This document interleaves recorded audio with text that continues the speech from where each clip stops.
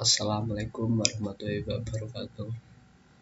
Nama saya Bijak Al-Janatan.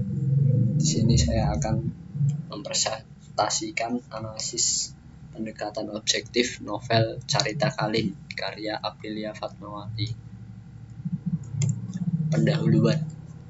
Karya sastra merupakan sebuah cerita rekaan yang diciptakan oleh sastrawan melalui imajinasinya yang bertujuan sebagai hiburan kepada pembaca.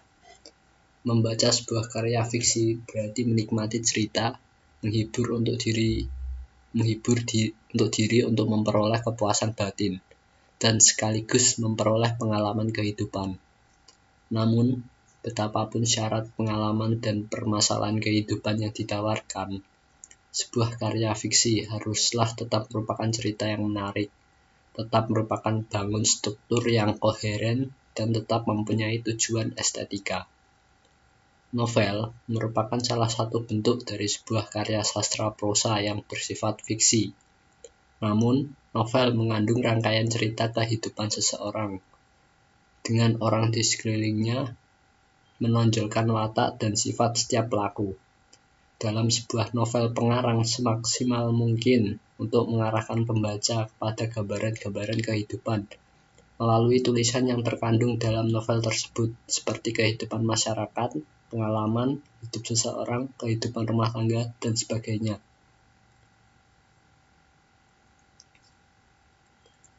Sekilas novel Carita Kalin.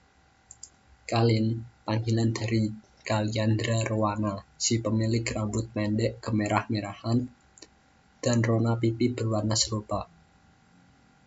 Benci mendapati dirinya adalah si bawang merah yang mempunyai saudara tiri, Mora, yang unggul dibandingkan dirinya. Kemana akhir cerita bawang merah, Kalin tahu, seperti halnya dalam dongeng. Saudara tiri yang baik hati, si bawang putih, akan mendapatkan segalanya di atas Kalin, bahkan dalam percintaan pun. Hanya bawang putih yang mendapatkan kekasih, bawang putihlah yang menang segalanya. Namun, hidup Kalin bukanlah dongeng, dia bertekad membuat ceritanya sendiri. Pendekatan objektif. Pendekatan objektif merupakan suatu pendekatan yang hanya menyelidiki karya sastra itu sendiri tanpa menghubungkan dengan hal-hal di luar karya sastra. Pendekatan ini tidak memandang perlu menghubungkan karya sastra dengan pengarang sebagai penciptanya, dengan kenyataan alam semesta atau realitas objektif sebagai sumber penciptaan, dan dengan pembaca sebagai sasaran penciptaan. Pendekatan ini bertahan dan sangat ketat menjaga otonom karya sastra dengan unsur-unsur di luar sastra. Ciri-ciri yang ada dalam teori objektif yaitu karya sastra dalam teori objektif dipandang sebagai sesuatu yang berdiri sendiri. Dalam mengkaji suatu karya sastra terhubung dengan konsep-konsep kebahasaan.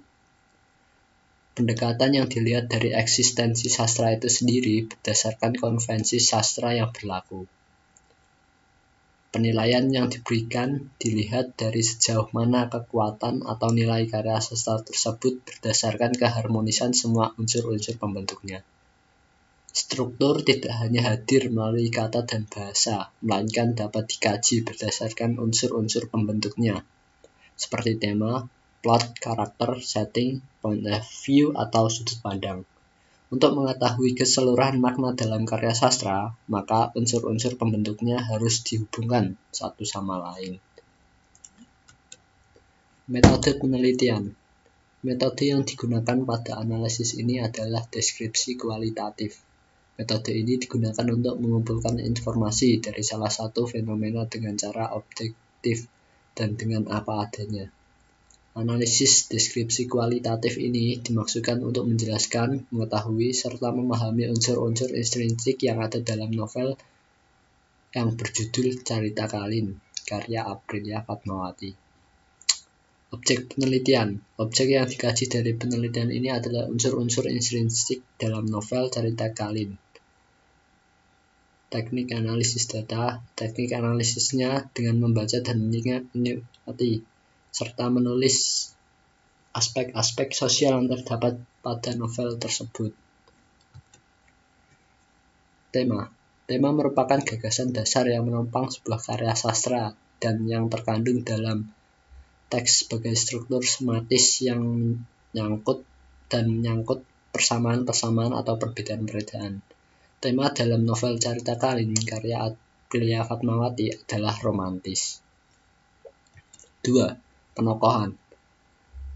Penokohan adalah pelukisan gambar yang jelas tentang seorang yang ditampilkan dalam sebuah cerita. Di sini saya hanya memaparkan tokoh utama saja, yaitu Kalin memiliki sifat jutek, sopan dan angkuh, pembolos dan pekerja keras. Darwis memiliki sifat tidak sabaran dan setia. Alur. Dalam novel ini menggunakan alur campuran, yaitu alur yang dibentuk dengan cerita waktu sekarang ditambah dengan sedikit flashback masa lalu. Novel ini memiliki 5 unsur alur, yaitu paparan, awal mula cerita, permasalahan, awal mula masalah terjadi, konflik, puncak di mana masalah menjadi serius, pelaraian, masalah yang muncul sudah diatasi, penyelesaian, akhir dari masalah, dan cerita pun berakhir atau tamat. Latar tempat, ruang kepala sekolah, bioskop, klub malam, mall, rumah sakit, toko flower power, hotel, kota Jakarta, dan rumah. Di sini ada contoh kata di mana ada kalimat menunjukkan latar. Kalin mengarah ke meja kerja yang ada depannya tergeletak balok kayu, tercetak huruf-huruf membentuk kata kepala sekolah. Yang kedua, Kalin pergi ke sebuah bioskop seorang diri. Di sana dia melihat seorang pria yang berdiri menutupi layar bioskop. Latar waktu, pagi hari dan malam hari. Malam harinya, Kalin ingin pergi keluar rumah. Setelah menuruni tangga, langkah Kalin terhenti di ruang makan. Hal itu terjadi karena Pak Handaru atau ayah Kalin menyuruh untuk makan bersama. Yang kedua, hari-hari sebelumnya penduduk kota Jakarta diajar panas jahanam kota yang membuat gerah. Hujan pagi ini sepertinya ditunggu-tunggu. Sudut pandang atau point of view menyaran pada cara sebuah cerita yang dikisahkan. Ia merupakan cara atau pandangan yang dipergunakan pengarang sebagai sarana untuk menyajikan tokoh, tindakan, latar, atau berbagai peristiwa yang membentuk cerita dalam sebuah karya fiksi dan pembaca. Novel ini menggunakan sudut pandang orang ketiga serba tahu, karena si penulis menceritakan apa saja terkait tokoh utama. Ia seakan tahu benar tentang watak, pikiran, perasaan, kejadian, bahkan latar belakang yang mendalangi sebuah kejadian. Gaya bahasa. Dalam novel ini, pengarang banyak menggunakan majas, seperti majas hiperbola. Contohnya, sebuah ambulan melaju kencang melewati mereka. Lampu sirine berputar-putar menyala sinar merah. Sirine meraung-raung, bunyinya menciptakan bayangan mencekam. Kesimpulan, berdasarkan hasil penelitian dan pembahasan di atas, dapat dikemukakan beberapa kesimpulan tentang penelitian ini, yaitu 1. Tema yang terdapat di novel Carita Kalin karya Aprilia Fatmawati yaitu tentang romantis. Dalam novel Carita Kalin, pengarang menggunakan beberapa latar tempat, yaitu ruang kepala sekolah, bioskop, klub malam, mall, rumah sakit, toko flower power, hotel, kota Jakarta, dan rumah. 3 tokoh yang ada di novel ini antara lain Kalin dengan watak jutek, sopan, angkuh, pembolos, dan pekerja keras. Juga Darwis yang setia dengan pacarnya, tapi memiliki sifat yang tidak sabaran jika itu terkait dengan pacarnya. 5. Alur dari novel ini runtut dari paparan permasalahan, awal, konflik, pelaraian, dan penyelesaian. 5. Pengarang novel Carita Kalin menggunakan sudut pandang orang ketiga yang sebertahu, serta gaya bahasanya menggunakan majas hiperbola. Novel ini menceritakan tentang seorang wanita yang mencoba untuk mencari jalan hidupnya. Dalam novel ini memberikan amanat kepada pembaca, membuat pembaca dapat menerapkan amanat yang ada dalam novel cerita Kalin pada kehidupan sehari-hari, yaitu tetap melakukan yang terbaik walau tidak sesuai dengan rencana. Sekian dari saya. Terima kasih. Assalamualaikum warahmatullahi wabarakatuh.